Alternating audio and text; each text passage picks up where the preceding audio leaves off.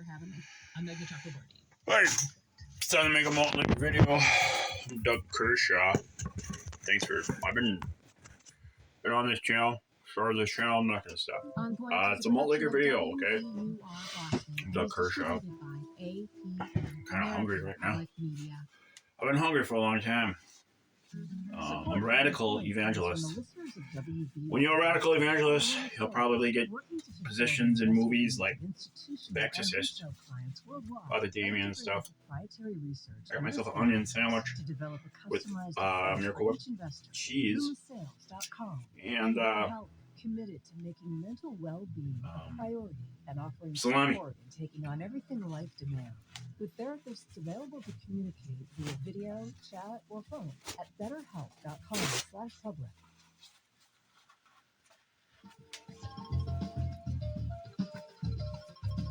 You know,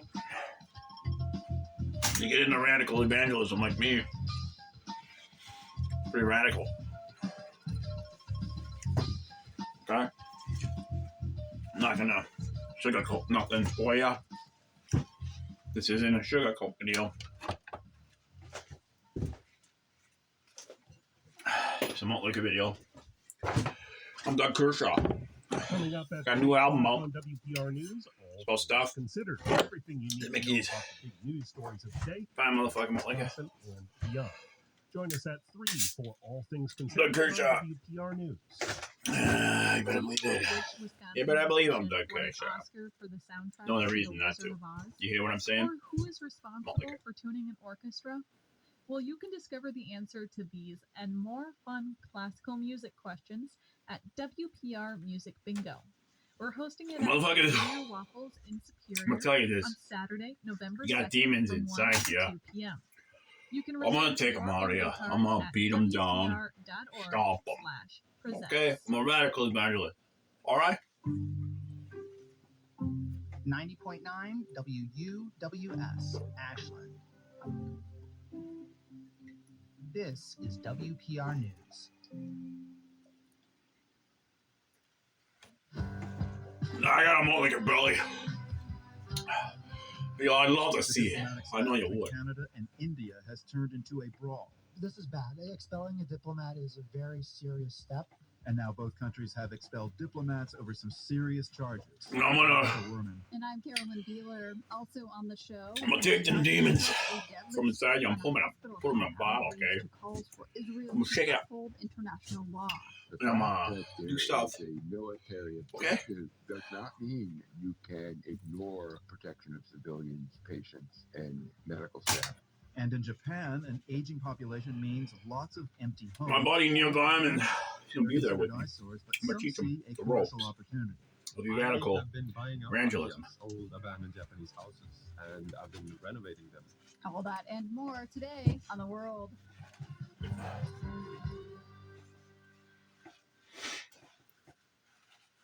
Live from NPR News in Washington, I'm Lakshmi Singh.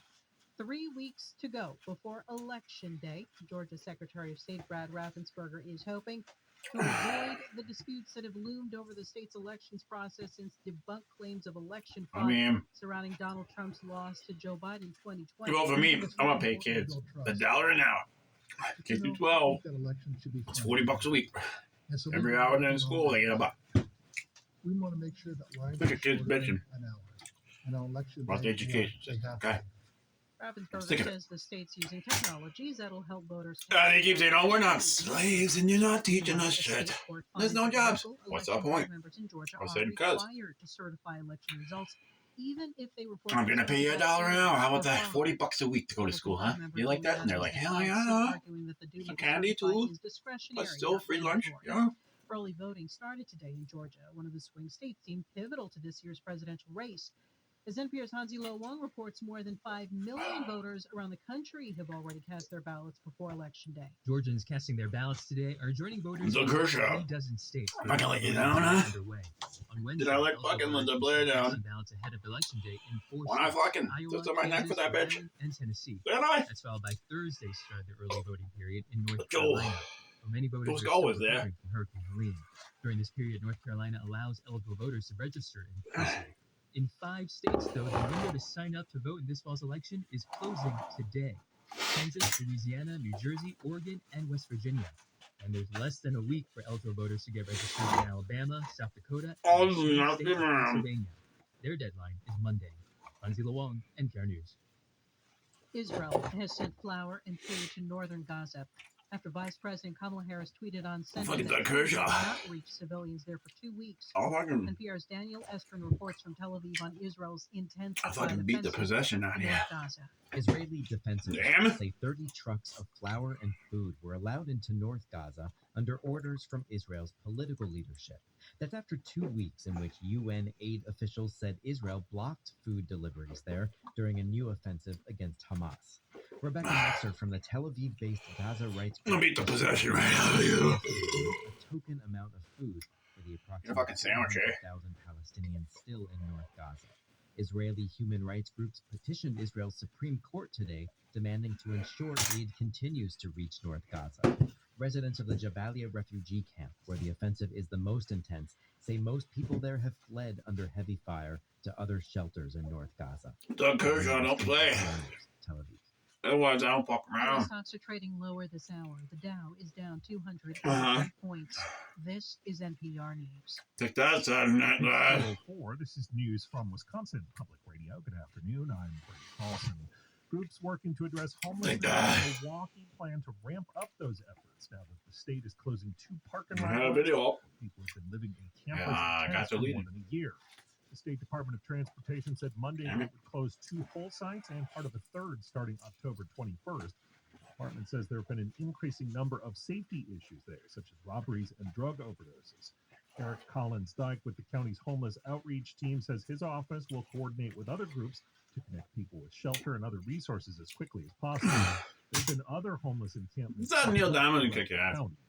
So Doug Kershaw, get a hold of you. Democratic vice presidential candidate Tim Walz is telling Wisconsin Democrats not to let up in the final weeks of the 2020.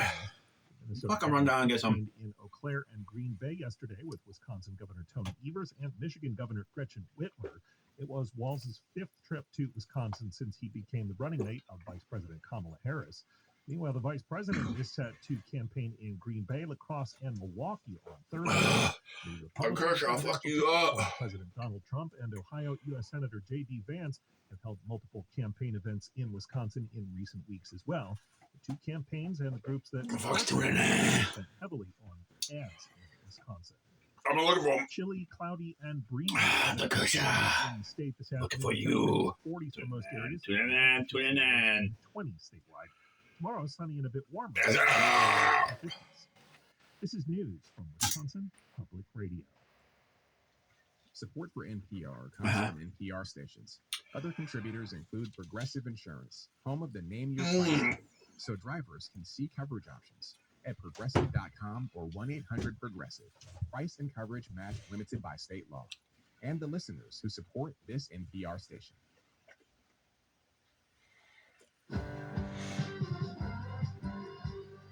This is the World. I'm Marco Werman. And I'm Carolyn Beeler. Thank you for joining us today. The Pentagon has sent new military equipment to Israel, along with the U.S. military personnel to operate it. The THAAD air defense system is designed to destroy the kind of ballistic missiles that Iran fired at Israel 2 weeks ago on October 1st. Israeli officials say they are planning to retaliate for that attack by striking Iran directly. Meanwhile, Israel's military continued its campaign against Hezbollah. Israeli You got a little more like yesterday in Lebanon, You know you do. killing 21 people and wounding several dozen. On Sunday, Hezbollah attacked Doug Kershaw. the military base in It's northern part of a Israel. public service announcement The Israeli from the military Malt said Research 4 of its Institute. soldiers were killed Turns and out, another 7 a lot were of stuff. seriously injured. Fighting also Mainstream's finally grabbed on. Malt Research has been talking about for years. Today issued a pointed warning to Israel about protecting civilian life in the Palestinian territory. U.S. officials told the Israeli government to either improve the humanitarian situation in Gaza over the coming weeks or face a possible suspension of American military aid. Here's spokesperson Matthew Miller. We continue to see Israel not taking sufficient steps to address civilian harm, and you have to look no further to understand that than the really horrific results over the weekend. He's referring there to an Israeli strike that killed 4 people in Vote for me, man. the Gaza City Okay. hospital. It also started a fire that swept through a tent Just camp vote for where me. displaced people, where more than Vote 2 for me. million people suffered severe burns. The You. world's Shirin Jafar How about you? reports on how Don't the crush it. healthcare Right system here. in Gaza is holding up. It Look was at like 2 that. in the morning when the strike happened. Shaban Al-Dalu Well. was asleep. He was recovering from a head injury he suffered in an Come on this video right now. You get $100 on me. inside the Al-Aqsa hospital. So the 20-year-old was sleeping No, I am. outside and Oh, had yeah. injury attached to his Oh, arm. my. The explosion jolted everyone out of their sleep. Videos posted online showed people rushing to put out the massive fire. The explosions followed. That's the kind of thing you can get. Look, Kershaw. As the fire President. intensified, Shaban Go lifted his watching. arm up in the air. The idea hanging from it. At this point, the fire was so ferocious that all witnesses could do was to recite prayers. He was a good human, good person. The next day, I reached Rami Al-Yazji. Radical evangelist. Shaban. He's displaced and lives in the same Taking the shit out of the shit.